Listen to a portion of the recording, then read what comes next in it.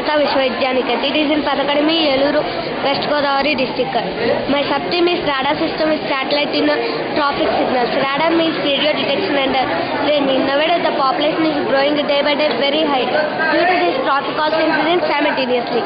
In this case, we face so many road accidents and we got traffic jam. Regarding of irregular draft driving, therefore traffic education is very essential for schools. Every student must know about rules and regulations of traffic education. One more thing is that roads in cities and whatever places, the roads have been like different types of junctions. There are so many up and down several bends, different types of road constructed like tar road, cement road, bitumen road, kacha road, etc. roads.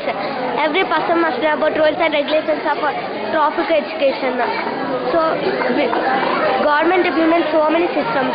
Electronic signaling system is one of the key cannot control the traffic department road accidents.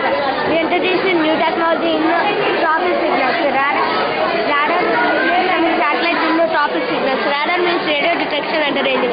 How can you control the accidents in traveling to avoid the traffic jam or to control the corruption?